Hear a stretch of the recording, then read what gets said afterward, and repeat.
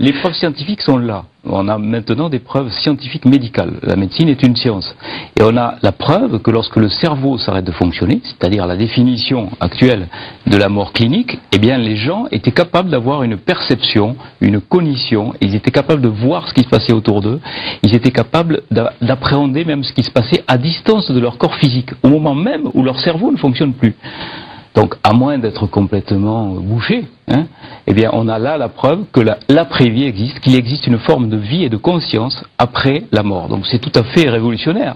C'est quelque chose qui va bouleverser tout, si vous voulez, mais on n'arrive pas à communiquer là-dessus parce que c'est tellement bouleversant pour tout le monde que j'ai beaucoup de mal à communiquer, en particulier dans des émissions en direct. La vision actuelle de beaucoup de scientifiques dans le monde des neurosciences, c'est que les êtres humains sont des robots biologiques, assez déterminés, contrôlés par ce qui se passe au niveau des processus électriques, chimiques de leur cerveau, également déterminés en grande partie par ce qui se passe au niveau génétique, au niveau de leur gène. Donc, c'est quelque chose qu'on entend couramment, ça. Et nous, ce qu'on montre, c'est que c'est pas ça. C'est que l'être humain est pas un robot biologique. C'est une machine biologique extrêmement sophistiquée, complexe, mais la conscience humaine, l'esprit humain, c'est quelque chose de plus que simplement des activités électriques ou chimiques dans le cerveau.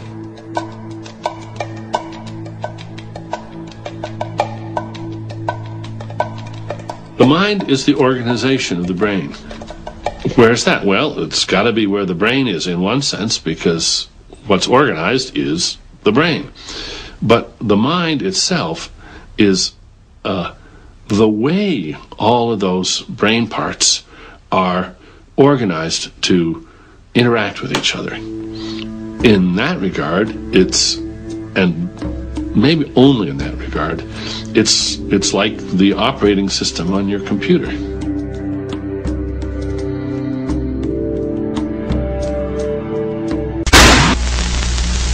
Donc on est dans une société de peur, on est dans une société où on ne peut pas parler de ces choses-là, du spirituel, parce que c'est contre nature, c'est contre la nature même du monde occidental. C'est pour ça que j'ai voulu écrire ce livre.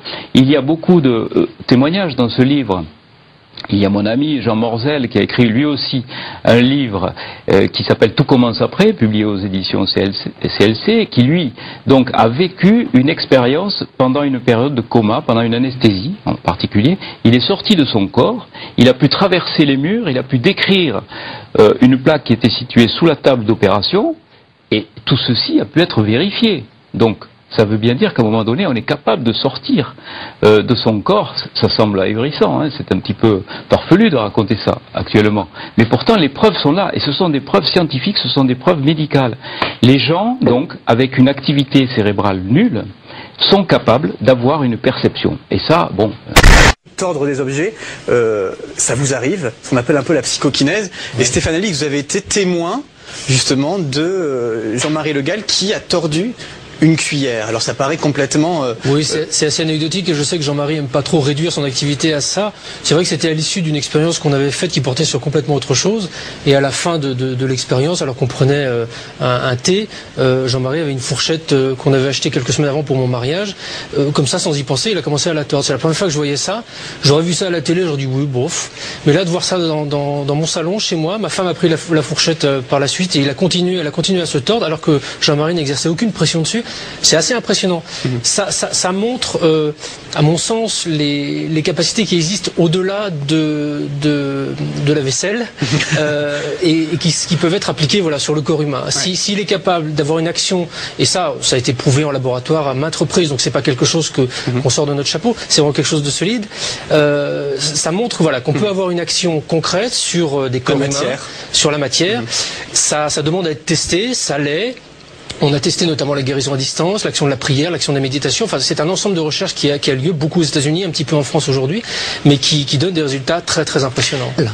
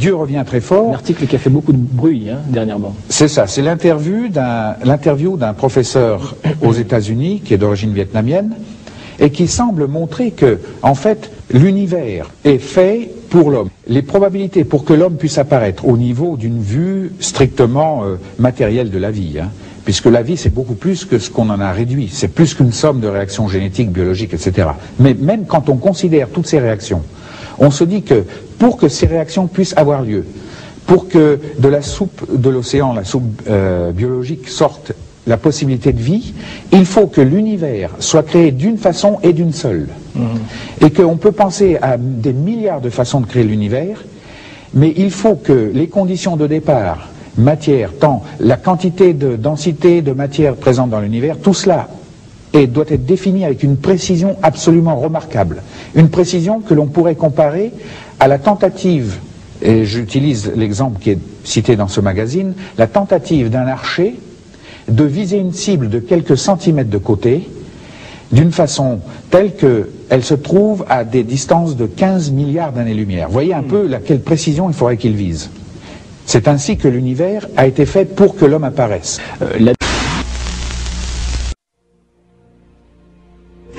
This is mind-blowing stuff. One of the most striking discoveries of modern science has been that the laws and the constants of physics, the numbers that govern the universe, unexpectedly conspire in an extraordinary way to make the universe habitable for life. In other words, the universe is finely tuned on a razor's edge in a way that defies mere chance and which points powerfully and is best explained by the existence of a creator. Let me give you just a few examples. I want to start with my favorite one, which is the force of gravity.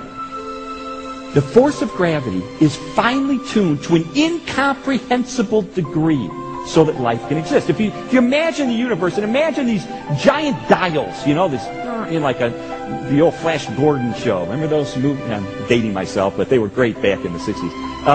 But you got these, you imagine the cosmos has these huge dials. And what I'm saying is, say there's about 30 of these dials or more, they are just absolutely precisely calibrated so that life can exist in an incomprehensible way that can't be explained by mere chance. And just so imagine one of these dials is the dial that controls the force of gravity.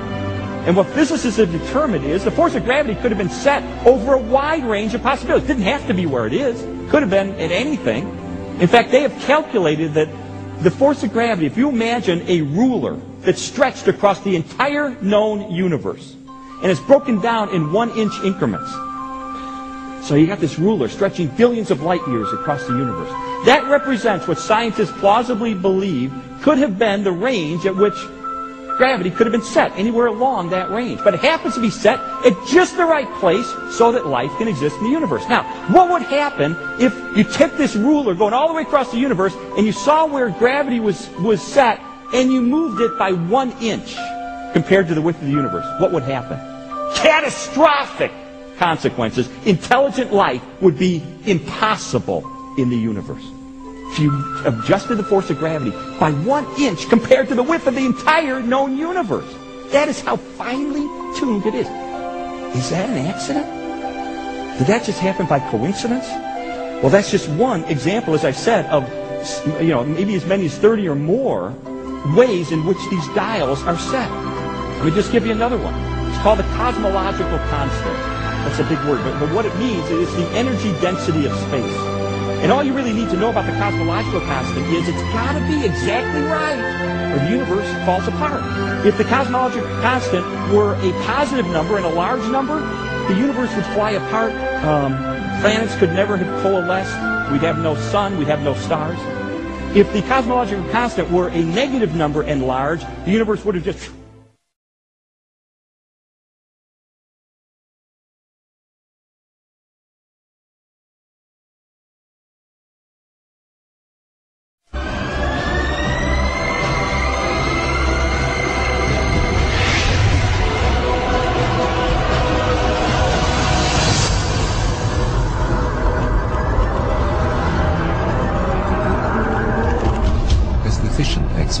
Stephen Markout. was proved as a result of his 25-year-long study that human faces and bodies, designed pursuant to this ratio, are accepted as beautiful by every single person in the world.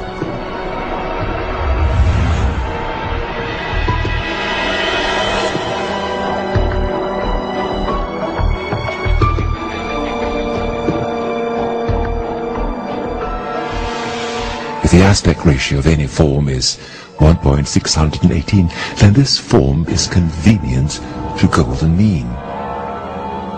Perfect design.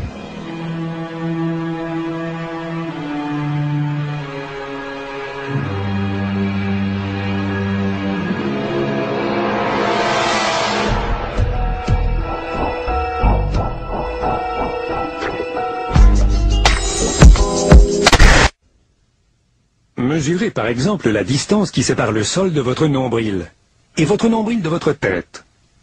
Si vous êtes bien proportionné, le rapport doit se situer entre 1 et 1,618 et il s'applique à toutes les parties du corps. Les gens, les artistes, ont remarqué que sur un beau visage, par exemple, la largeur de la bouche correspondait exactement à 1,618 fois la largeur du nez. Si le visage n'était pas beau, ce rapport ne s'appliquait pas. Les dentistes, à leur tour, ont constaté que la dent de devant était 1,618 fois plus large que la dent d'à côté. Donc que l'incisive centrale du maxillaire était 1,618 fois plus large que l'incisive latérale. Donnez-nous d'autres exemples. Vos doigts sont des phalanges. Chacun des os est une phalange. Celle qui se trouve au plus près de l'articulation fait 1,618 fois la longueur de celle du milieu, qui correspond à 1,618 fois la longueur de celle qui se trouve à l'extrémité. Ce chiffre revenait donc sans cesse. C'était assez incroyable.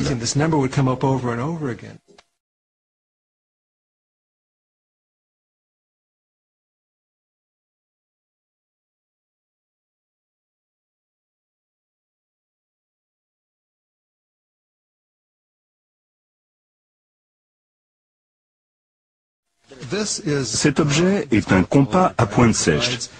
Il permet de diviser différentes mesures comprises entre 1 et 1,618 qui représentent le rapport universel.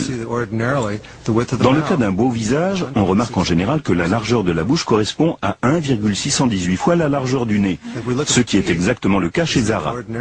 Fais-moi un sourire.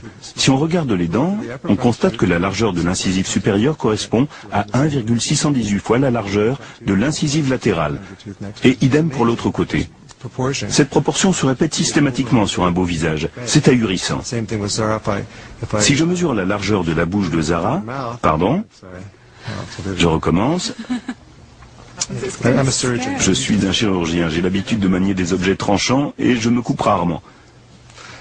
Si je mesure la largeur de sa bouche, et ensuite l'intervalle qui la sépare de l'extrémité de son visage, j'obtiens le même rapport, 1,618. Et c'est le cas. Ce rapport se répète systématiquement sur un beau visage, et Zara est un très bon exemple. C'est pour ça qu'elle est si jolie. Le visage de Zara correspond donc au rapport universel. Pas mal, non? Vu de face, le nez est un triangle, mais c'est aussi le cas vu de profil. Et dans le cas d'un beau visage, les côtés du triangle sont 1,618 fois plus grands que la base. Et à partir d'un triangle, on peut obtenir un pentagone.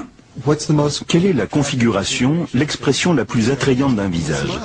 Le sourire. Quand je souris, on aperçoit les pentagones.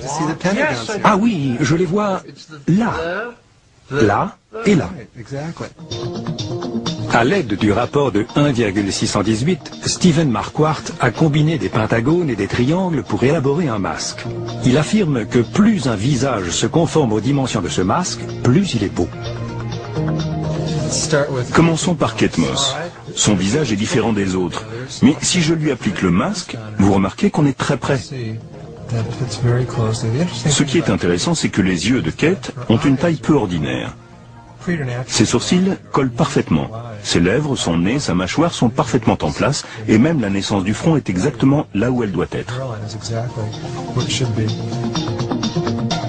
Mais il n'y a pas que les femmes. Le masque s'applique également aux hommes. Et Tom Cruise le porte à merveille. En fait, Steven affirme qu'il va à n'importe quel visage, à condition qu'il soit beau.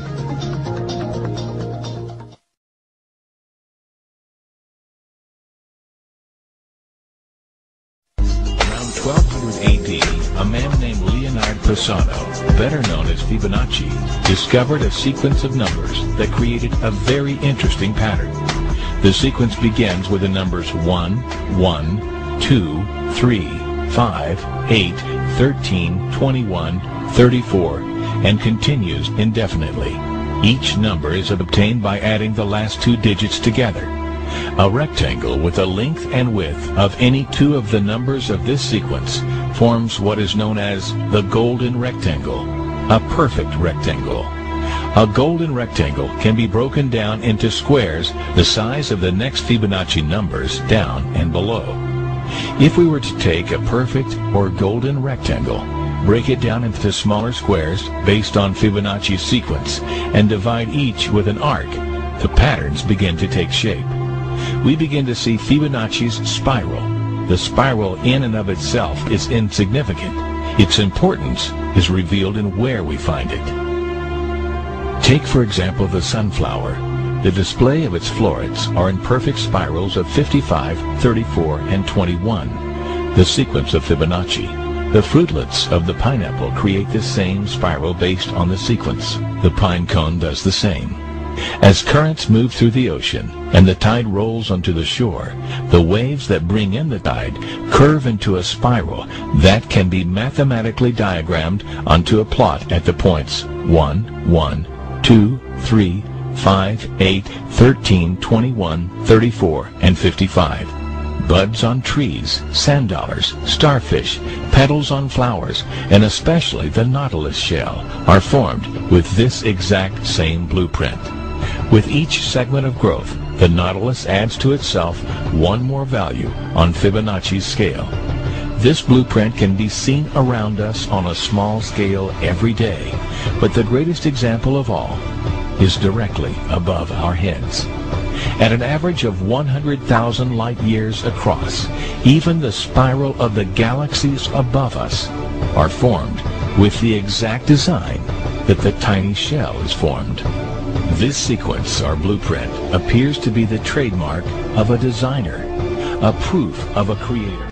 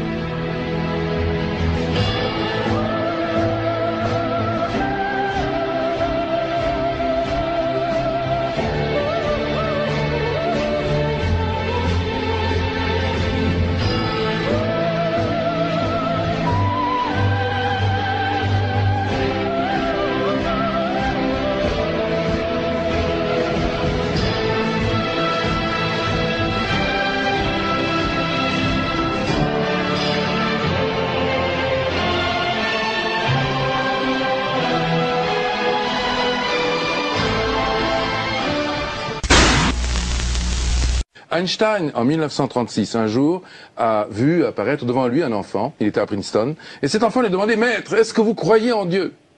Et Einstein lui a dit « Je ne te réponds pas tout de suite, mais donne-moi ton adresse. » Et il lui a écrit une lettre. Une semaine plus tard, l'enfant reçoit cette lettre, et je me souviens par cœur de ce qu'il a écrit, donc voici ce qu'il a dit en 1936. « Tous ceux qui sont sérieusement impliqués dans la science finiront par comprendre un jour qu'un esprit se manifeste dans les lois de l'univers, un esprit immensément supérieur à celui de l'homme. » Donc ça veut dire que quelqu'un a craqué l'allumette du Big Bang. Exactement. Et ce quelqu'un, c'est Dieu. Alors, ça pose la question. Ça pose la question. Parce que, voilà, d'ailleurs, à propos de l'allumette, le grand Stephen Hawking pose une belle question. Il dit, mais qui donc a mis le feu aux équations? C'est vrai, qui a mis le feu aux équations? On constate deux choses quand on regarde le Big Bang. Et ceux qui aujourd'hui, avec le satellite Planck, et hier avec le satellite Kobe, donc c'était George Smoot en 90, tous ceux qui ont contemplé cette première lumière se posent la question. Il y a un immense torrent d'énergie qui se déverse dans le vide, qui se déverse dans le néant. au moment du Big Bang. Mais d'où vient cette énergie? C'est la première question. Et deuxième question, on voit qu'à ce moment-là, tout est extrêmement bien réglé. Les grandes constantes de la physique sont déjà là. Il y a à peu près une vingtaine de chiffres qui sont là. Si on change un seul chiffre à la 20e décimale, tout s'arrête. L'univers ne peut pas naître, évidemment, il ne peut pas engendrer la vie. Donc, il y a quelque chose qui a réglé les choses. Un code cosmologique. Exactement. C'est le grand apport de votre livre, Le visage de Dieu, de même qu'un être humain a un code ADN, eh bien, il y a un code cosmologique qui a régi tout ça. Voilà. Et ce code cosmologique, ne peut pas être le fruit du hasard. Mais non. C'est exactement ce que nous disons. Lorsque Stephen Hawking, que tout le monde connaît, se demande, mais qui a donc mis le feu aux équations, il présuppose que les équations sont déjà là au moment où on craque l'allumette. Et nous disons exactement la même chose. Nous disons, et ça c'est en fait, nous avons passé à peu près 10 ans à réfléchir et à travailler sur ces questions-là au travers donc de nos thèses, une thèse en mathématiques pour Reshka et en physique théorique pour moi. Nous sommes allés au fond de cette question.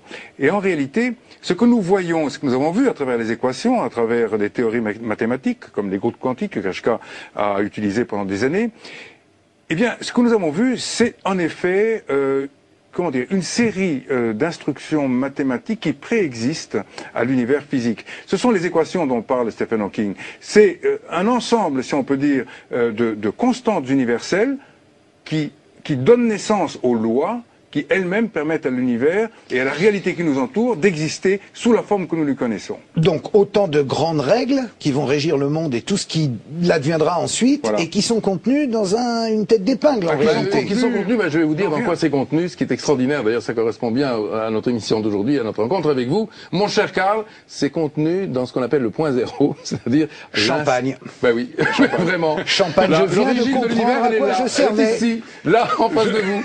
Il l'a toujours su. Il l'a toujours su. Je le savais, mais vous avez un détracteur qui dit le fait qu'il y ait il s'appelle Christian Nietschlem, et il dit le fait qu'il y ait un commencement n'implique pas forcément l'existence d'une divinité créatrice. La mécanique quantique nous montre qu'à partir de rien, il peut parfaitement apparaître quelque chose. Alors là aussi, je m'étais dit, j'en suis un exemple vivant. Non, là, on est complètement pas d'accord avec cette, non. Alors que dit ce monsieur? Il dit que ça s'est produit tout seul. Oui, mais bien sûr, mais ça c'est l'autre thèse. Quand on veut refuser effectivement la causalité suprême, on va invoquer les fluctuations quantiques. Mais les fluctuations quantiques, elles doivent bien se produire à partir de l'instant où on les évoque. Elles se produisent à partir de certaines contraintes qu'on appelle des lois, qui sont les lois quantiques. Ces lois, elles préexistent donc aux fluctuations.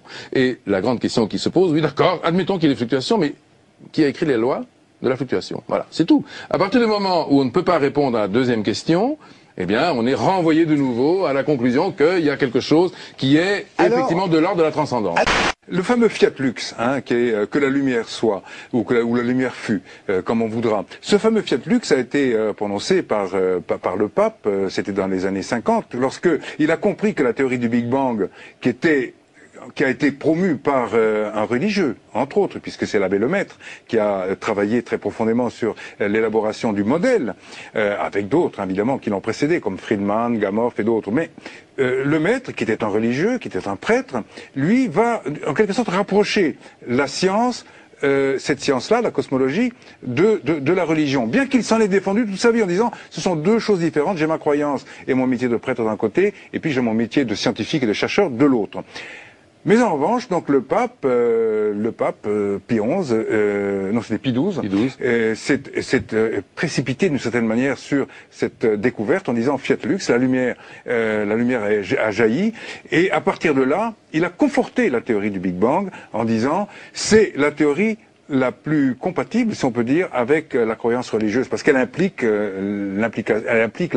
l'existence d'un créateur à l'origine. Tout ça illustre l'aventure de la complexité. Nous sommes aujourd'hui, au fond, dans une situation où l'univers est beaucoup plus complexe qu'au début. Ça veut dire qu'il a un sens, et ça veut dire que, en réalité, cette histoire de la complexité ne va pas s'arrêter. Ça veut dire qu'à chaque instant, de constater cette complexité qui augmente et cette transformation d'une matière élémentaire et désorganisée en quelque chose de plus en plus organisé. Et tout ceci en regardant à l'origine une information qui est, elle, infiniment riche, infiniment symétrique en quelque sorte et harmonique. Voilà. C'est-à-dire qu'en réalité, l'univers, dans toute sa longue histoire, va accomplir l'information du départ. C'est-à-dire qu'en fait, d'une certaine manière, l'univers va se spiritualiser. Les créationnistes dans un camp, les évolutionnistes de l'autre. Et on dit, les uns disent non, l'univers a été créé en 7 jours solaires, 24 heures. Les autres disent, mais c'est pas possible, voyons. Ça peut être que des milliards ou des millions d'années. En fait, la Bible n'a jamais parlé de jours calendaires. C'est clair. D'ailleurs, quand il dit ce fut le premier jour, si vous lisez votre Bible, c'est précédé par les mots il eut un soir, il eut un matin. Moi, personnellement, je n'ai jamais vu le jour qui commence par un soir et qui finisse par un matin. Et en fait, le traducteur a voulu coller le mot soir et matin sur un mot hébreu, Ereb et Boker, qui voulait dire, en ce qui concerne Ereb, une réalité qui était, un dessin qui était et qui disparaît pour laisser la place à un autre qui n'était pas et qui apparaît. Alors, je conçois que le mot soir, le mot matin définissent cela d'une façon remarquable, mais ce ne sont que des mots superposables. Ça ne veut pas dire qu'il y eut un soir au sens solaire du terme et matin au sens solaire. C'est cela. Et de ce fait, ce que j'aime dans ce récit, c'est que quand il présente l'ère, parce que j'appelle ça une ère, E-R-E, il dit qu'il y a eu au départ le dessin de l'ère précédente qui disparaît, pour laisser place au dessin divin pour l'ère qui suit. C'est ça, c'est le changement, c'est une page qui tourne. Une page qui tourne et qui me permet de dire que dans la création, il y a 7 ères et que nous vivons dans la 7e, l'ère du parachèvement. Le monde matériel a cessé d'être formé à la fin de la 6e ère, et la 7e ère est le parachèvement de la création où l'homme spirituel va émerger hors et en l'homme matériel. C'est ça que je vois. La Bible ne pose pas la question est-ce évolution ou création? Parce que c'est encore regarder à mes origines. La Bible dit, si tu veux le sens, car on cherche un sens à notre vie, est-ce que nous sommes créés ou évolués? Est-ce que nous sommes le produit du hasard pour y retourner, ou est-ce qu'il y a un dessin derrière nous? Puis c'est la question que tout homme se pose. Voilà. Où est-ce que je vais? Eh bien, non, où est-ce que je vais? Où est-ce que je vais? C'est ça la véritable question. Si je me posais cette question, je verrais d'un autre œil la lecture de la Genèse, qui dit ceci, l'homme est à la fois formé et créé. Il est les deux, il est aussi ce recto verso. Tout n'est que recto verso. Le quoi de l'homme, ce que je vois, il est formé. Que cette formation soit vue d'une façon évolutive ou autre, c'est une question d'ordre secondaire. Mais il est aussi créé. Ça veut dire qu'il a en lui, et au-delà de lui, une dimension que son cerveau ne peut pas examiner. C'est là où est la réponse à son qui, sa véritable identité. L'homme et les deux. Voilà ce que me donne la lecture biblique. Chaque fossile humain est une récompense. Ils sont si rares que la reconstitution de notre évolution est forcément fondée sur des preuves limitées. D'ailleurs, si on réunissait tous les fossiles humains trouvés jusqu'à nos jours, il suffirait à peine à remplir une remorque. Le sphénoïde, c'est la clé de voûte. C'est sa forme qui a évolué au fil des millénaires. Et chaque fois qu'il a fléchi, il a entraîné l'apparition d'une nouvelle espèce de notre grande famille. Or, phénomène extraordinaire, en 60 millions d'années, le sphénoïde a changé 5 fois de forme, pliant chaque fois un peu plus, et toujours dans la même direction. Comment comprendre la répétition d'un tel phénomène à des millions d'années d'intervalle ?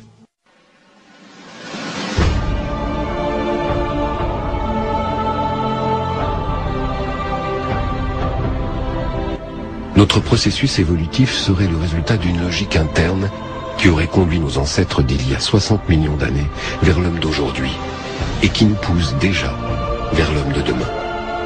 Pour la première fois apparaît un fil rouge qui semble traverser toute l'histoire de l'évolution, des premiers primates jusqu'à l'homme moderne. En étudiant le développement de cet os chez différentes espèces de primates, Anne d'Ambricourt découvre qu'il fléchit d'une manière identique, mais avec plus d'amplitude chez l'homme que chez les autres espèces. Comme s'il était guidé par une même dynamique, comme s'il existait quelque part en nous une mémoire de l'espèce, une mémoire du chemin parcouru par l'évolution. Manifestement, il y a une mémoire interne, parce que si cette mémoire n'existe pas, le processus de flexion de la base, j'entends plus important, ne se répète pas. Quand par malheur le sphénoïde de l'embryon ne fléchit pas, voici le crâne de l'enfant qui vient au monde. Il n'est bien sûr pas viable. Le cerveau est à peine ébauché et la mâchoire énorme. des proportions qui rappellent de façon flagrante celles des crânes archaïques.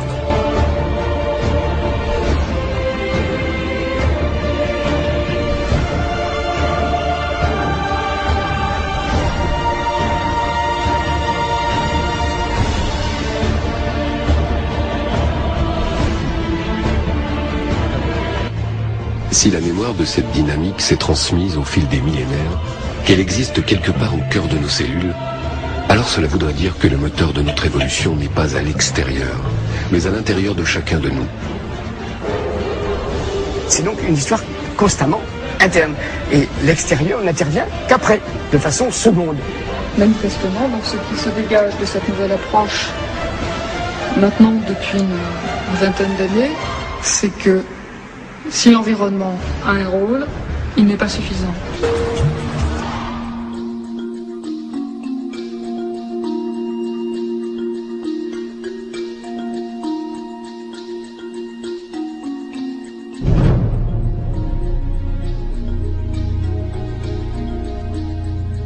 Cette affirmation du rôle prépondérant d'une logique interne s'oppose radicalement à l'hypothèse de l'adaptation au milieu comme principal moteur de l'évolution. Mais alors, pour la question du climat, je reviens sur la question très précise. Est-ce que... À l'Académie des sciences, lorsqu'Anne d'Ambricourt expose ses découvertes et la théorie dans laquelle elles s'inscrivent, elle se heurte à forte résistance. Avec un changement du milieu... Je voudrais dire à Anne d'Ambricourt que je l'ai bien écouté, ça m'intéresse toujours son discours. On est en opposition depuis longtemps à propos de l'adaptation au milieu. Moi je reste convaincu que l'hominidé, que le préhumain à ces époques anciennes est totalement soumis au milieu.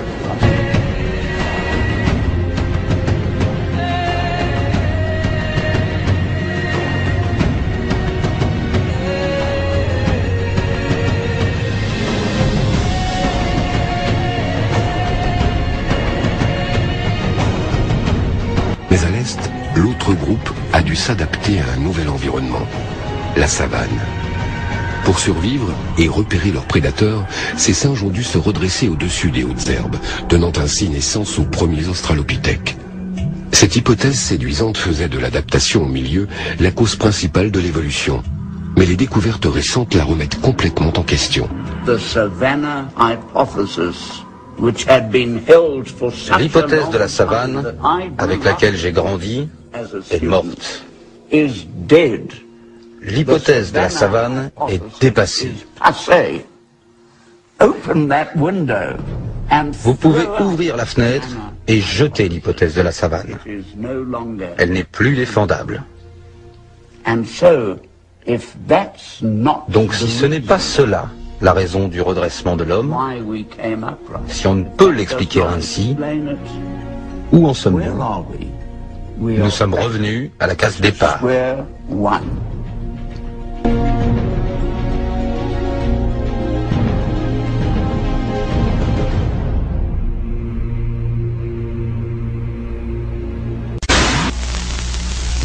La science n'a pas besoin de l'hypothèse Dieu pour avancer.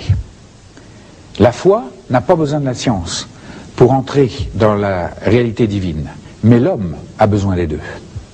L'homme a besoin et de la foi et de la science pour se parachever. Il a besoin de la science pour organiser son monde matériel, il a besoin de la foi pour lui donner un sens. Donc, à partir du moment où je dis, est-ce qu'en tant que scientifique, est-ce que l'hypothèse Dieu est valable ? Je fais déjà une tranche. Je suis un homme. Un scientifique n'est pas un scientifique seulement, il est homme. Donc, il a besoin et de sa science, et bien sûr, ça interagit avec son besoin de Dieu. C'est pas la science qui a besoin de Dieu, c'est l'homme. Donc, dire que la science a besoin de Dieu, à la limite, c'est dire quelque chose qui n'est pas réel. L'homme scientifique a besoin de Dieu. Non pas pour expliquer mieux l'univers, mais pour se dire s'il y a un sens à toute chose. Parce que vous savez, cette idée du hasard, que tout est parti comme ça, et puis finalement, il n'y a aucun sens. C'est celle-là qui commence à être évacuée. On voit apparaître la nécessité d'un fil conducteur, non pas comme une nécessité intellectuelle, mais comme une réalité, sachant pertinemment que je ne pourrais pas y entrer. Il n'y a plus de place pour le hasard aujourd'hui. Le hasard était un outil qui convenait très bien à l'homme quand il refusait d'avancer plus loin ou qu'il ne pouvait pas avancer plus loin. Le hasard, c'est une porte de sortie, c'est une évacuation, c'est une porte de secours quand on s'aperçoit que, en fait, il y a une coordination extraordinaire de l'univers et qu'on la refuse. Le hasard est une réaction subjective, ce n'est pas scientifique. Le hasard n'a jamais été et ne sera jamais scientifique. Croire au hasard pour l'origine de nos mondes, est-ce vraiment scientifique? Par définition, le hasard n'est pas scientifique. Le hasard, c'est l'aléatoire, c'est-à-dire l'absence de loi. Or, la science, c'est avant tout la recherche des lois gouvernant l'univers, le naturel. Donc, on ne peut pas à la fois faire de recherche scientifique et se ranger derrière le hasard. Et Buffon, il y a déjà plus de 200 ans, disait que le hasard et Dieu sont deux façons strictement équivalentes de refuser de comprendre le comment de l'univers. Le hasard qui est défini par Darwin est une absence d'explication. C'est-à-dire que, vous comprenez, le problème c'est, à partir du moment où vous voulez quantifier les résultats, si vous voulez quantifier par une notion de hasard, il faut que vous ayez des éléments statistiques objectifs qui permettent de les définir et de les contrôler. Bon, actuellement, on n'a pas ces éléments objectifs. Donc, la théorie mathématique, et c'est d'ailleurs une des attaques très nettes de la part des darwiniens, et prenez par exemple le dernier livre de Pick sur Lucie, son attaque c'est ceux qui n'y comprennent rien au darwinisme sont les mathématiciens. Évidemment, parce que la première chose qu'on dit, mais où est la théorie scientifique derrière? C'est pour ça que je pose la question. Qu'est-ce qu'on fait de cette théorie scientifique? Où est la science dans le darwinisme? Il n'y a pas du tout d'éléments objectifs, quantitatifs, permettant d'utiliser une théorie qui est bien calibrée, comme disaient les amis, du point de vue des probabilités, du côté du darwinisme. On est dans une logorée. C'est pas par hasard, si on peut dire, vous voyez comment le mot nous rattrape, que le professeur Schützenberger a préfacé un livre extraordinaire qu'il faut lire, de Michael Denton, qui s'appelle « L'évolution d'une théorie en crise ». C'est un grand mathématicien, le professeur Schützenberger. Et donc il est opposé justement au darwinisme pour des raisons de probabilité mathématique. Ça ne tient pas la route, hein, c'est ce qu'il faut savoir. Moi, je pense que le darwinisme, dès le départ, est strictement porteur des valeurs ultralibérale de la famille Darwin. Ça, c'est une extrapolation philosophique à mon sens. Non. Attendez, lisez l'origine des espèces. Moi, je l'ai lu. J'ai d'abord lu ce livre, justement, parce que j'étais étonné de ce qu'on disait, de ce qu'on entendait sur le darwinisme. J'ai donc commencé par lire l'original, la première édition, et il termine quand même en rappelant, en disant, purement et simplement, lisez-le, c'est sa conclusion. Il faut qu'on avance dans le débat. Charles Darwin a écrit en 1858, sa conclusion, c'est qu'y a-t-il de plus beau que la famine et la mort, puisque ces phénomènes mènent vers l'évolution des espèces supérieures. Comment se fait-il qu'il y ait frontalement deux groupes qui s'affrontent et qui s'affrontent parfois violemment. Absolument. Quelle est la raison profonde? Je pense que d'abord, il est très intéressant de voir qu'on ne parle pas de la théorie de Darwin, on parle de darwinisme. Ce qui prouve qu'on passe dans une autre catégorie intellectuelle. Et il faut bien voir que le darwinisme en lui-même, c'est un hybride. C'est un hybride entre une théorie scientifique qui vaut ce qu'elle vaut, qui est discutable, c'est des classifications de fossiles, c'est des organisations qui valent ce qu'elles valent, que l'on peut scientifiquement discuter. Bien, ça c'est une première chose. Il faut aussi reconnaître que Darwin était un excellent scientifique. Il a fait des classifications qui valent ce qu'elles valent, mais qui ont demandé un énorme travail. Il n'a pas fait ça comme ça, au jugé, etc. Donc, reconnaissons à Darwin un travail qui a été un travail aussi, à mon avis, aussi pertinent que celui de Cuvier, que celui de Geoffroy Saint-Hilaire, que celui de Lamarck, etc. Avec ses interprétations. Nous sommes d'accord, il y a une interprétation. Ça, c'est l'autre chose. La question qui arrive, c'est qu'il y a eu une injection forte de philosophie, non pas par Darwin, paradoxalement, mais par un autre personnage qui s'appelle Spencer, Herbert Spencer, qui a raconté que lui, l'évolution, c'était quelque chose qui était, il voulait être en fait l'Emmanuel Kant de Darwin, ce que Kant avait été par rapport à Newton. Donc il voulait se faire un nom, et donc il a pris à bras-le-corps Darwin, et il en a fait une théorie philosophique. Et la conjonction des deux, cette espèce d'hybride, qui est une sorte de monstre, de monstruosité, il faut bien le dire, a donné le darwinisme. Et donc, à partir de là, vous avez en fait des gens qui se calent sur une idéologie, c'est-à-dire un logos sur une idée, un baratin, une bavardage sur une idée, et que les gens, bon, essentiellement, qu'est-ce que ce sont? Ce sont les matérialistes purs et durs, il faut quand même voir que quelqu'un comme Dawkins a dit que grâce à Darwin, nous étions des athées comblés. Des athées comblés. Hein? Donc, je veux dire, appelons un chat. Donc, face à cet athéisme militant, agressif, s'appuyant sur des faits qui sont discutables du point de vue scientifique, vous avez la réaction de l'autre côté qui dit, mais attendez, nous, nous, pas du tout. Je suis tout à fait d'accord avec votre position. Nous, en tant que chrétiens, mais attendez, nous, on est matérialisme de quoi? Comment vous expliquez effectivement ce que disait notre ami, le problème de la création, on n'en sait rien. Création de la vie, on n'en sait rien. Création de la sexualité, comment vous expliquez cette apparition brutale de la sexualité à un moment donné? L'apparition de l'homme, comment vous l'expliquez? Comme ça, par des petits jeux de marionnettes? Je ne suis pas d'accord. Parce que l'idée, tout s'est fait par hasard. En fin de compte, même si j'accepte un certain transformisme, mais moi je trouve que ça c'est une aberration. Beaucoup de gens le disent. Imaginez, moi, je sais pas, on se promène dans le désert du Sahara et on voit un beau vélo tout rutilant, tout neuf. Et on dit ça s'est fait par hasard. Un vélo c'est simple, par rapport à une simple cellule. Donc on va expliquer ça par le hasard. Mais je trouve que c'est de l'aberration, même si le hasard a joué, ok, mais c'est pas acceptable.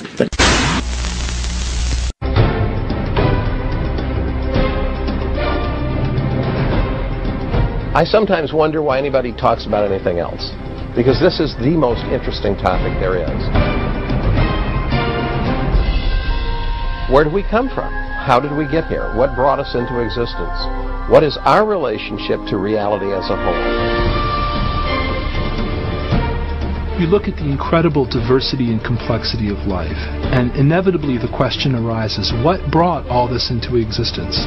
Was it simply chance and necessity, undirected natural forces? Or is there something else going on? Is there a purpose, a plan, a design due to an intelligent cause?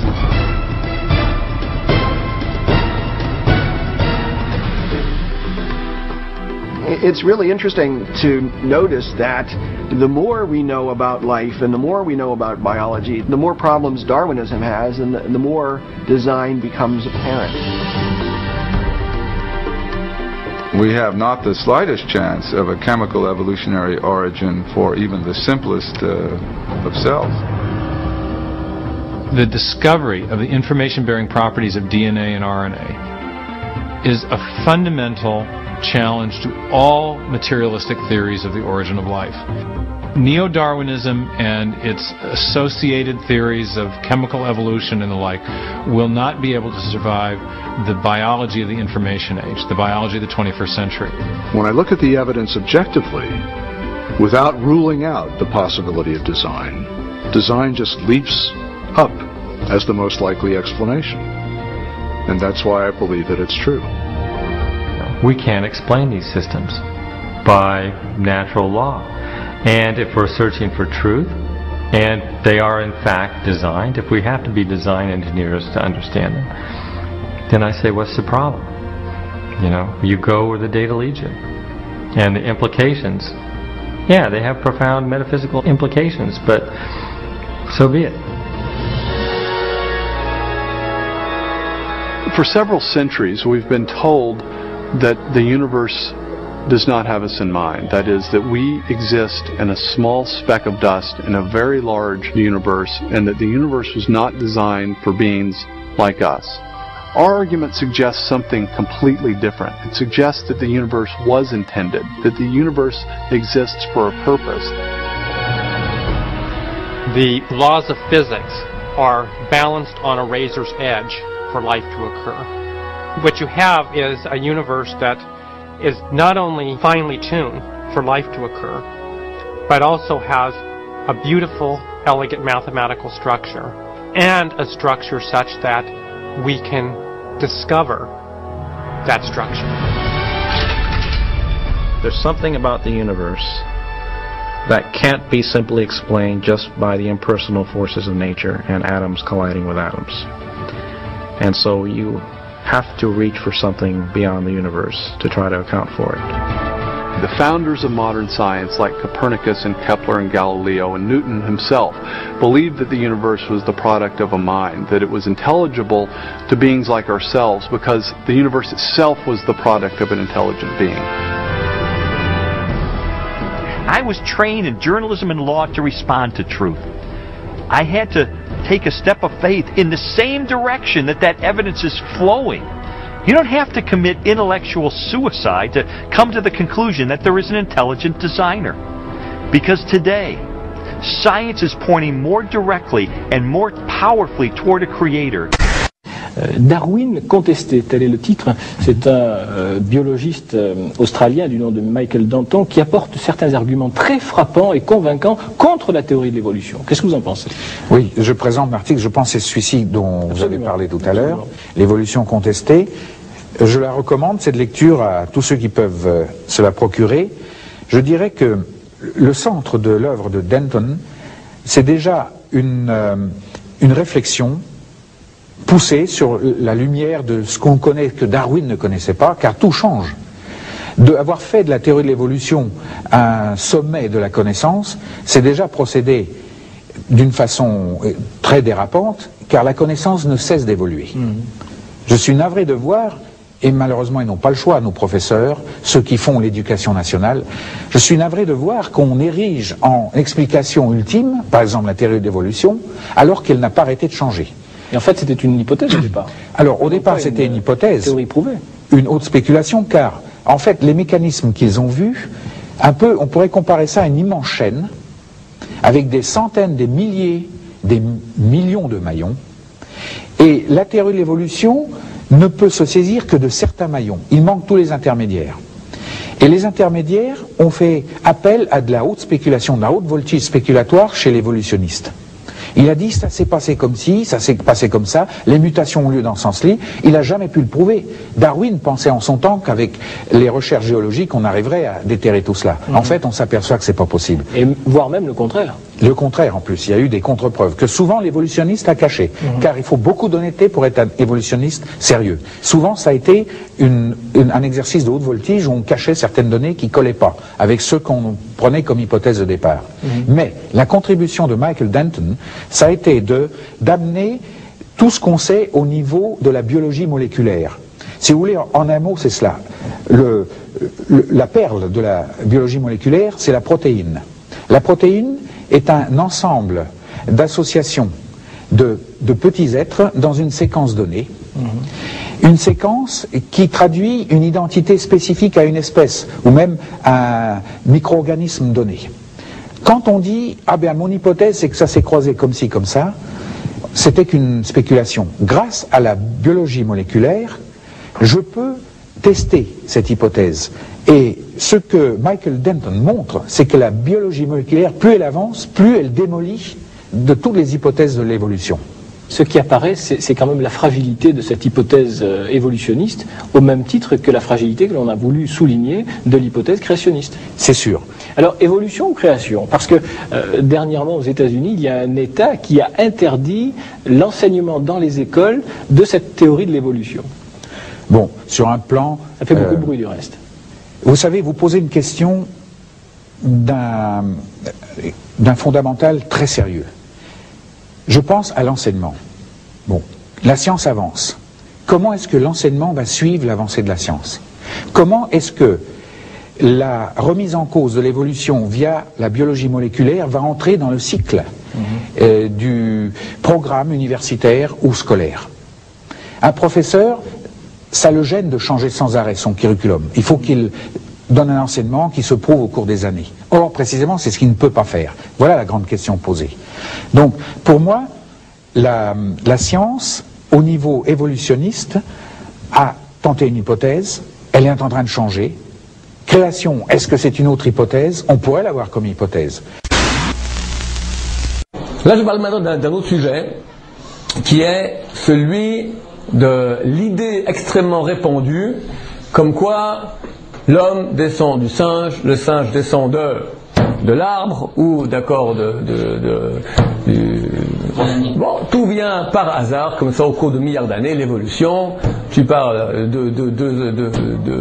deux acides aminés se rencontrent, ils vont former lentement une molécule d'ADN, et après ils vont faire une molécule plus complexe, et fournir une cellule, la cellule va faire une cellule elle a une fonction nutritive et aussi d'expulsion, alors ça va aller, ça va se développer, au beau jour t'arrives à l'être humain.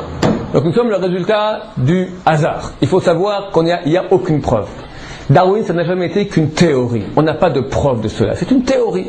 Au contraire, plus la science avance, plus la théorie de Darwin devient insensée. Darwin lui-même a dit à son époque, ma théorie ne peut expliquer le phénomène de l'œil. Parce que je peux encore comprendre qu'on a une fonction primaire nutritive. Tu as une cellule, elle absorbe des choses, elle rejette d'autres. Avec le temps, des milliards d'années, la sélection naturelle, l'évolution, on arrive à changer une cellule qui a ses parois plus ou moins hermétiques, qui se nourrit et qui expulse, à un tube digestif qui se nourrit et qui expulse. Ok, ça je veux bien, admettons. Mais l'œil, aucune cellule ne voit.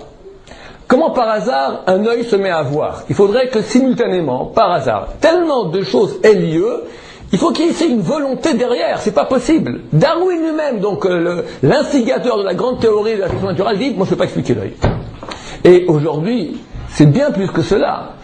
Je vous cite ici quelques petites citations, avant de voir ces choses très intéressantes, si on a le temps. Beaucoup de choses intéressantes à voir.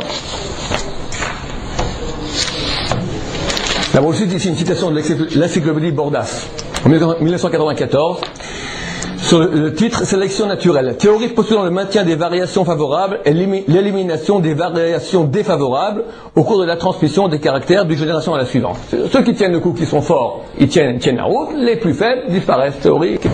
C'est posé par Charles Darwin en 1859. Dans une population, les échanges de gènes, etc., etc., et il conclut la sélection naturelle, en éliminant les mutations les plus défavorables, est surtout conservatrice et ne peut expliquer l'évolution des espèces. Tu peux expliquer que le fort reste, le faible disparaît, mais que le fort, tout à coup, il se change d'œuf, il fait un âne, et l'âne devient un bœuf, et le bœuf devient un serpent, qui change en grenouille, qui fait un être humain, on ne peut pas expliquer une chose pareille. Une autre citation ici, professeur Monti, Université de Pérouse. À l'époque de Darwin, on pose des questions. Ok, très belle la théorie, mais est-ce qu'il y a des preuves? Oui, regardez, il y a des fossiles.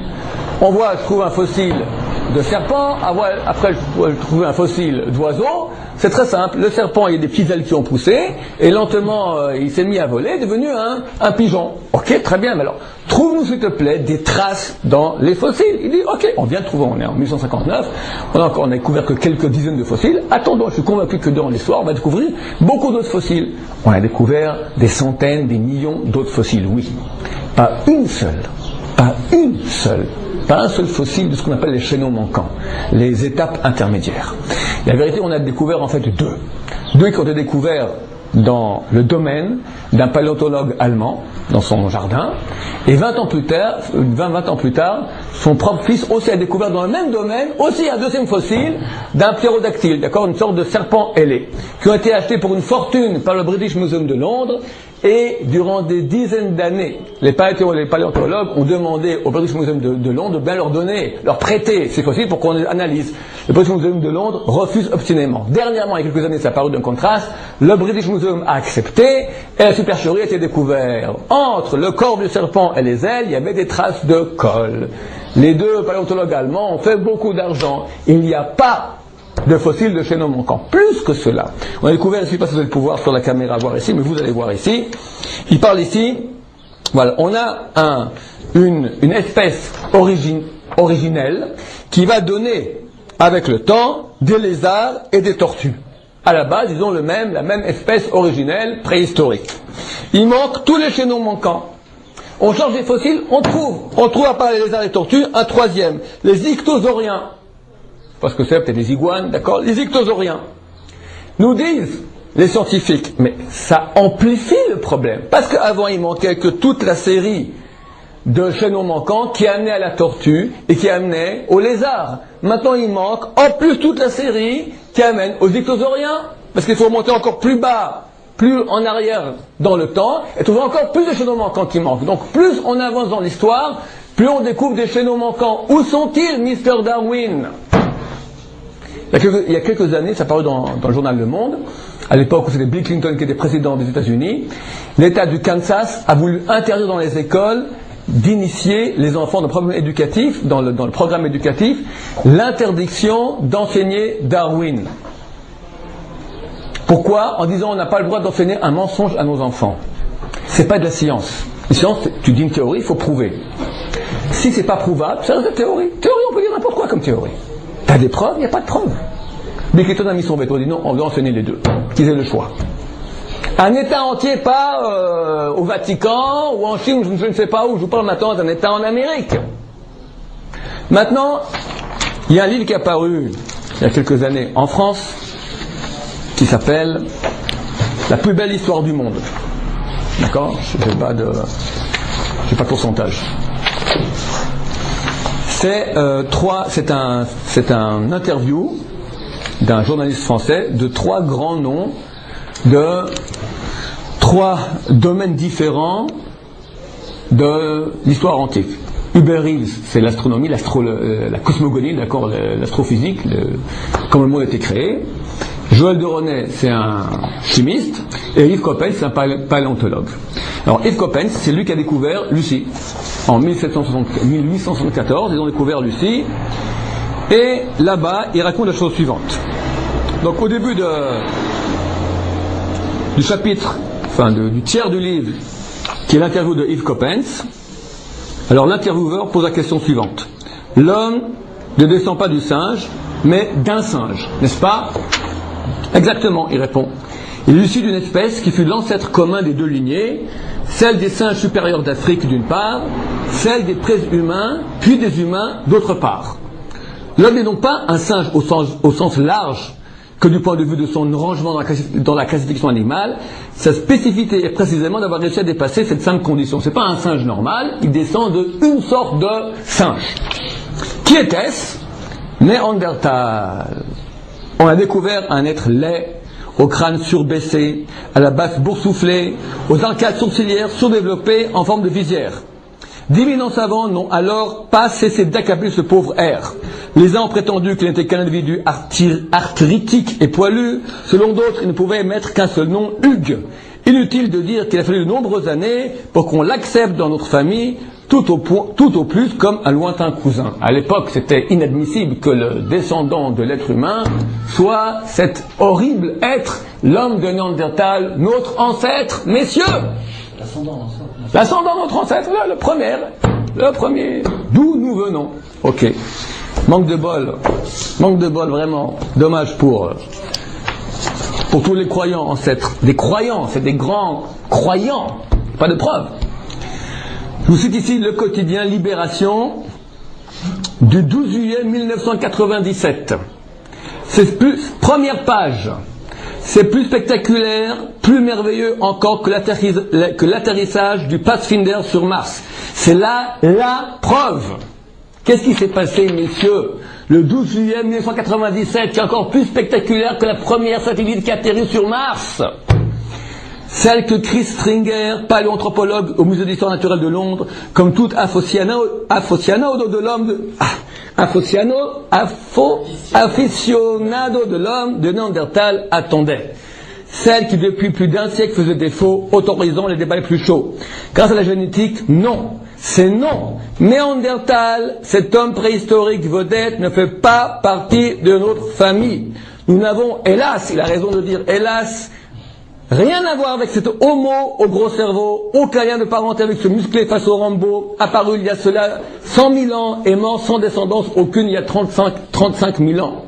Le commentaire si sûr, c'est après que des lustres à se jeter les fossiles à la figure, des années à mégoter sur toutes sortes de détails anatomiques, une équipe allemande dirigée par Svante Paabo et Matthias Krings a réussi à extraire de l'ADN de Néandertal. Nous l'avons d'abord séquencé, puis avons comparé les paires de bases qui la composent avec celles de l'ADN de 1500 individus modernes, des échantillons venus du monde entier. Aujourd'hui, nous sommes formels. L'ADN de Néandertal était vraiment très différent du nôtre. On ne peut plus s'imaginer descendre de lui. Il n'y en a plus. Alors d'où on vient? Et Lucie, et l'Australopithèque, et tout cela qui sont des demi-singes, demi-hommes. D'où ils viennent? Parce que t'as les singes, t'as l'Homo sapiens, mais entre, il y a ces sortes de gens bizarres là. L'ADN dit, nous on vient pas d'eux, mais eux alors d'où ils viennent? Alors écoutez, Il me faudra de nouveau ton... Je vais faire ici un petit graphique. On va dire comme ça qu'on a en bas les singes, en haut l'Homo sapiens. On a le temps, on a la préhistoire, pré-H et HM, histoire moderne. D'accord? On a ici un graphique. Vous pouvez suivre, la caméra suit. Singe, Homo sapiens. Préhistoire, histoire moderne. Bon, tout le monde est d'accord qu'en préhistoire, on trouve des singes. On met les singes. Personne n'est d'accord dans le monde scientifique de dire qu'à la préhistoire, on a un Homo sapiens. L'Homo sapiens, il arrive à l'époque moderne, histoire moderne. Ok? Maintenant, les singes, on fait des singes. Il y a des singes encore aujourd'hui. N'est-ce pas? Une partie des singes, les plus évolués, ont commencé à être plus performants, sont devenus Lucie, qui est entre le singe et Homo sapiens, au début de l'histoire, en fin de préhistoire, début de l'histoire moderne. Ok, on va faire ici un petit pointillé. Viennent les paléontologues et disent une chose qui est tout à fait arbitraire, basée sur rien. L'Homo sapiens descend de Lucie. Ils font un petit pointillé tout à fait arbitraire, hypothétique. C'est une hypothèse, peut-être vraie, peut-être fausse. J'ai une autre hypothèse à proposer, tout aussi peut-être arbitraire, peut-être vraie, peut-être fausse. Le singe a été créé singe, il a fait des singes. L'homme a été créé homme, le premier homme, ce que dit la Torah, et a créé des hommes dont nous sommes les descendants, d'où vient Lucie. Une partie des hommes est devenue Lucie. Hein? Tout aussi farfelu et arbitraire. Comme un demi-singe peut devenir homme, un homme peut aussi devenir demi-singe. Pourquoi tu choisirais plus cela que cela? 50-50, moitié-moitié. C'est pas tout à fait vrai parce que la nature, elle tend plus à la désorganisation. Tu prends un champ, tu jettes des graines, tu fais rien, il n'y a rien qui se passe. Il faut labourer, il faut bien sûr ensemencer, il faut enlever les mauvaises herbes, les pesticides, engrais, il faut travailler pour que ça donne des fruits comme il faut. On sait que l'organisation ne se fait pas comme ça. Mais admettons, 50-50. J'ai un point en plus, qu'est-ce que j'ai? Nous trouvons ça nous. J'ai ici le Midrash, que je retrouve tout de suite. Où est-il passé?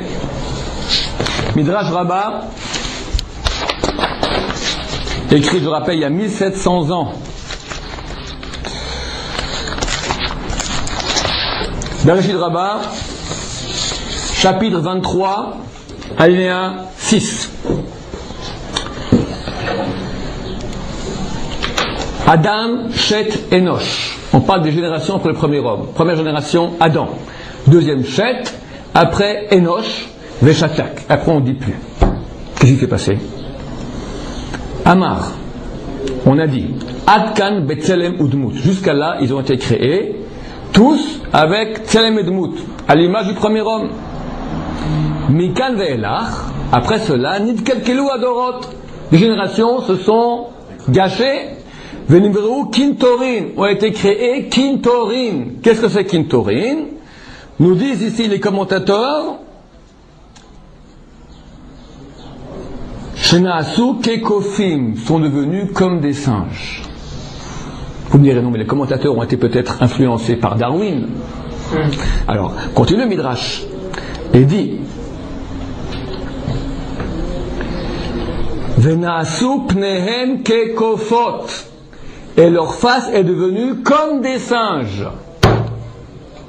Ça veut dire 1700 ans. Allez dans les bibliothèques de Oxford, de München, vous trouvez là-bas le Midrash Rabbah, vieux d'il y a des siècles, au moins 7-8 siècles. Nous savons, ça date d'il y a 1700 ans. Personne ne me reste en question, tous les plus grands historiens archéologues sont d'accord là-dessus.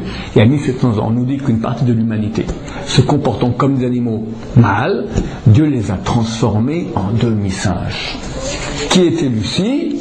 Une dévergondée préhistorique. Qui aimait bien les Beatles. Pourquoi? Parce que Lucy, c'est Lucy in the Sky with Diamond. D'accord? Vous écoutez cette chanson lorsqu'ils ont découvert Lucy. On n'a aucune preuve. Au contraire. Regardez, je recite ici le découvreur de Lucy. Qu'est-ce qu'il nous dit? Chose stupéfiante. C'est là. Et je pense qu'on finira avec cela. Demande le journaliste. Qu'est-ce qui reste mystérieux dans ce scénario des origines de l'homme que nous venons de parcourir? Donc en quelques dizaines de pages, ils ont parcouru l'histoire de l'homme. Comment du singe on devient être humain? Il répond, Yves Coppens, le grand mystère, c'est la manière dont procède l'évolution. Dans un milieu qui change, les animaux et les hommes sont capables de se transformer pour s'adapter à de nouvelles conditions climatiques, comme s'il y avait à chaque fois l'échantillon de mutation adéquat pour que le bon choix puisse se faire. Je prends un autre exemple pour expliquer cela. Il parle ici auparavant, l'autre, c'est, comment il s'appelle, Joël de René. Il explique un cas de sélection naturelle. Prenons par exemple des moineaux à gros bec, qui se nourrissent exclusivement de petits vers nichés dans les trous des arbres. Ils sont tellement nombreux et actifs qu'ils finissent par éliminer tous les vers qui se trouvent à la surface des écorces. Sans nourriture, la majorité de l'espèce meurt. Donc les moineaux, ils vont avec leur gros bec et ils mangent tous les petits vers qui sont nichés dans l'écorce des arbres. Et vu qu'ils mangent tout, à la fin, ils meurent tous de faim. Parce qu'il n'y a plus de vers, donc ils meurent de faim. Mais une petite partie d'entre eux possèdent, à cause d'une mutation survenue par hasard, un bec pointu plus long que les autres. Donc eux, ils survivent. Ces descendants peuvent, eux, aller chercher des vers dans des trous plus profonds. Ils résistent mieux à la pénurie. Résultat, cette lignée s'impose. Au fil des générations, la majorité de l'espèce possédera un bec plus long. Cas classique de l'évolution. Ceux qui sont défavorisés, ils ne tiennent pas le coup. Ceux qui ont déjà par hasard un bec plus long tiennent la route. La question se pose, d'où vient ce par hasard du bec plus long? L'autre, Yves Coppens, répond. Ils disent quand même bizarre, c'est mystérieux, pour reprendre les termes du journaliste, comme s'il y avait à chaque fois l'échantillon de mutation adéquat pour que le bon choix puisse se faire. Toujours, maintenant ils font un long bec, tac, par hasard, il y a l'échantillon qui a un long bec. Demain, il faudra la girafe, un animal qui a un long cou, tac, par hasard, c'est qu'il y avait un long cou. Toujours par hasard, dans l'être humain, il y a la bonne espèce qui est là pour encore résister et continuer. L'évolution procède certainement par la sélection naturelle. Et d'accord, la sélection naturelle, elle existe. Contrairement à ce que dit le Bordas. D'accord, le Bordas dit que la sélection naturelle ne peut pas en aucun cas expliquer l'évolution. Mais là, lui dit que oui. Ils ne sont pas d'accord entre eux, marloquette, ça arrive. Mais suffit-elle pour expliquer une si merveilleuse adaptation des êtres vivants au changement de leur environnement? Lui-même, il dit c'est pas possible. Comment ça se fait que toujours par hasard, il y a le bon échantillon qui correspond? La sélection naturelle, elle peut expliquer ça un peu. Mais suffit-elle pour expliquer une si merveilleuse adaptation des êtres vivants au changement de leur environnement? Celui-ci, cette adaptation, induit-il plus directement des changements génétiques? Est-ce qu'on peut dire que par hasard comme ça, on fait qu'il y a un changement génétique? On le comprendra peut-être dans quelques temps. Rétorque le journaliste. Diriez-vous que notre histoire a un sens, une logique? Ça veut dire Torah, qui est un créateur, c'est lui, la nature, Dieu qui guide. Je ne peux que le constater. Les êtres vivants d'aujourd'hui sont plus complexes que ceux qui vivaient il y a 1 milliard d'années. Et pour ma part, je ne crois ni à la contingence, ni au hasard, qui ne semble apparaître que lorsqu'on étudie une très courte durée. Tu prends une courte durée, il y a eu du hasard. Mais tu prends maintenant toute l'histoire, 1 milliard d'années, ça ne tient pas la route. Ça voudrait-il qu'il faudrait concilier la conception scientifique de notre origine avec celle des religions, par exemple? Ce n'est pas incompatible. La science, finalement, ne fait qu'observer. Elle ne peut être dogmatique. Elle sait bien que la réalité est toujours plus complexe. La science, celui qui a découvert Lucie nous dit, je ne peux pas dire que tout est comme ça par hasard. Pour moi, il y a ici une direction. Je crois ni à la contingence, ni au hasard. Il y a une main directive. Donc je pense qu'en cela, les choses sont très claires, et on a réglé le compte, Bezrat Hashem, de l'homme descendant du hasard, descendant du singe. Nous sommes créés, et il y a un sens à la création. Merci, on attend vos questions. Ceux qui sont intéressés à envoyer des questions. Donc depuis à peu près 20 ans, je travaille sur des observations, sur des fossiles, et j'essaye de comprendre les mécanismes. Voilà. Et puis, avec les années, je me pose des questions. Donc je ne suis pas dans une démarche à prouver quoi que ce soit qu'il y ait un créateur ou une finalité. Ça ne m'intéresse pas, ça ne m'a jamais intéressé. Ce qui m'intéresse, c'est les questions posées par ce que j'observe et ce que je lis dans ma vie. Alors, il y a ce qu'on peut connaître en science. Qu'est-ce que la science? Ça demande beaucoup de rigueur. Quand on observe des faits qui ne sont pas exactement comme on s'attendait à les rencontrer, il faut pouvoir argumenter, ça prend du temps. Et puis, à mesure que chacun, dans sa vie, on a des expériences, on peut se replacer par rapport à ces observations, on peut se replacer par rapport à ce qu'on comprend de la vie et de l'évolution, et moi, j'ai évolué. Voilà, j'étais athée, particulièrement athée, maintenant je me pose beaucoup de questions, pas par rapport à la science, mais par rapport à ce que je peux vivre dans ma vie privée, personnelle. Alors je pense qu'on y reviendra, parce que là vous nous parlez quand même d'un mélange de votre vie personnelle et de votre recherche, donc ce sera... C'est pas un mélange, c'est me situer par rapport à ce que je comprends de l'évolution, c'est ma démarche personnelle. Je n'impose à personne ce que moi je peux comprendre. Déjà au temps de Descartes, lorsqu'il a dit que finalement tout se ramène au fonctionnement du cerveau. Je pense, donc je suis. La pensée, produit du cerveau. Il a réduit la dimension de l'être à un fonctionnement de cellules cérébrales. De ce fait, l'homme a été aliéné. C'est la phrase la plus aliénatrice qui n'ait jamais été prononcée. L'homme réduit au fonctionnement de son cerveau. Dans un sens, il se limitait à ce qu'il observait, il pensait que c'était ça la réalité ultime. Mais ce qui me surprend, c'est qu'étant croyant, il ait pu dire une chose pareille. Voilà. Donc, l'homme est aliéné. Ça a transformé toute une culture. Depuis 3 siècles et demi, nous sommes prisonniers de cette vision. L'homme ne croit que ce qu'il voit. Il est aliéné spirituel. Il a beau avoir toutes les capacités du monde, être prix Nobel physique ou autre, parvenir à la puissance politique, au sommet de la puissance politique, il est aliéné spirituel. Lorsqu'il est libéré de ça, il entre dans une autre dimension. L'homme, lorsqu'il s'interroge, se pose une double question en fait. Non seulement quoi il est, mais qui il est. Vous voyez, je fais le distinguo précis entre quoi et qui. Quoi, c'est la famille humaine. C'est le fonctionnement biologique, génétique de son être. La science ne peut lui donner qu'une réponse, encore bien imprécise, car autant elle est habile à manipuler l'inerte, autant elle étale sa maladresse lorsqu'elle touche au vivant. Je ne fais que citer Malaparte. Eh bien, la science ne peut répondre qu'à la question quoi est l'homme. Son mécanisme, comment fonctionne sa vie biologique, génétique, comment fonctionne l'univers. Mais l'homme de la rue, celui peut-être qui regarde ce programme, s'intéresse à la question de savoir qui il est, quel est le sens de son existence. Et cela, l'homme par lui-même ne peut pas y répondre.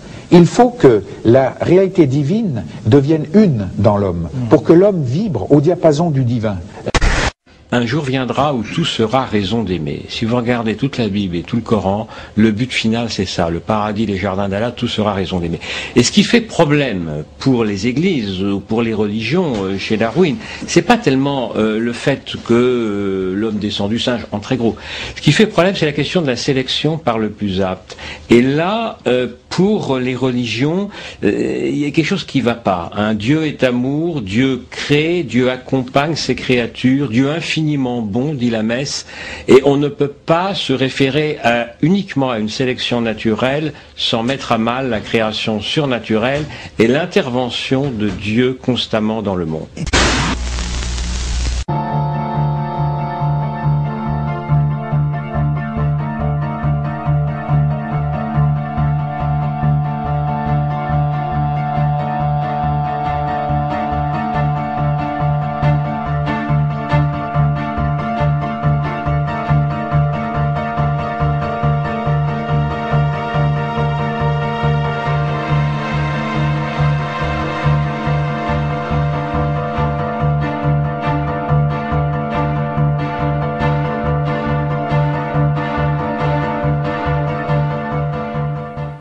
Est-ce que c'est crédible? C'est à vous de décider. En fin de compte, est-ce que c'est crédible? C'est à vous de décider.